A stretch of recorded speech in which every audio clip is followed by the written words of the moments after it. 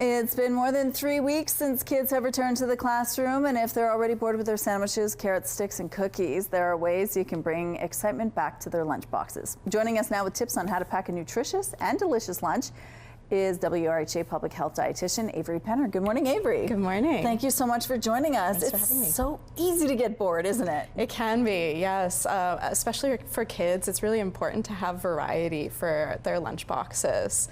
But you have to be careful with variety because you want it to be nutritious and healthy, of course. Yes. But it also has to stay okay in their backpack. Yes, exactly. Yeah, we want to make sure that the food is safe in their lunch kits. So Yes. keeping hot foods hot and cold foods cold. Right. So making sure that you have an insulated lunch kit, first of all, is really important. Okay. And then if we're packing cold foods, we're going to use an ice pack to keep them cold in the lunches. You can use also a frozen water bottle. We just want something that's going to keep it cold Frozen all water day. bottle. That's a great idea. If you don't have an ice pack, that's a Right. good one in a pinch. So with the ice packs, they last pretty much all day, don't they? Yeah, and I mean, they only have to last until lunchtime, lunchtime, yeah. so it should be okay for that amount of time.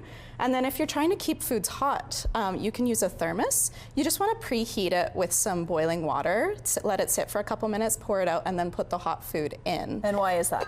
That's just to make sure that the thermos is ready to keep that hot. It's like preheating an oven. Okay, so if you don't do that, it will eventually cool off before it could cool off a little sooner. Okay, yes. so that's a good tip. Yeah. All right, you have examples of things that will be good additions to the lunch to keep things interesting a little bit. Yeah, so I have some fruits and vegetables here. So we have plums, pears, berries, bananas, carrots, broccoli, cauliflower. Yeah. All these things can be packed in a lunch. You can also ask kids what their favorite fruits and vegetables are. Okay. So you can get them involved, which will actually make them more likely to eat the food that you pack as well. If So kids you are more want them involved. to sort of help you make their lunches the night before, right? Yes, exactly. Yeah, that can really help.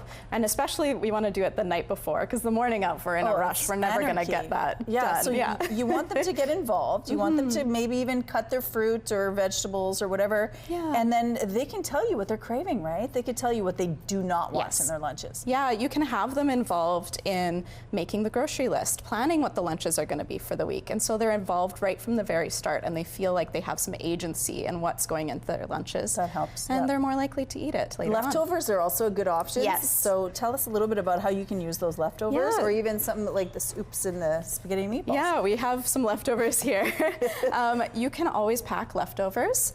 You would just want to put them in the fridge after you cook them, and then the morning of, this is the one thing you do the morning of, is reheat it, maybe in the microwave or something, and then do that Warm thermos. up your thermos, yes. And then put it in the thermos for the day. Any other tips for parents and kids maybe trying to keep their lunches interesting? Yeah, think about what whole grain foods you like, what fruits and vegetables you like, what protein foods you like, and then try to combine them in different and fun ways. And water is also key. Water is also key, yes. We really recommend water be your drink of choice because juice and pop, other sugary drinks, can fill kids up between meals, so they're less likely to eat the meal when they get them. Okay, any things you want people to avoid in their lunches? To avoid in their lunches, I mean, juice and pop, definitely. We want to avoid bringing those. If your school has advised against certain allergens, we also want to avoid those. Okay, and so these are all great examples of things you can prepare the day before or the morning of, like all of these fruits and vegetables and bagel and bread. It's great options for you. Thank you so much for sharing this with us. And of course, if you do want more information, we have a link on our website. Thank you. Great, thank you.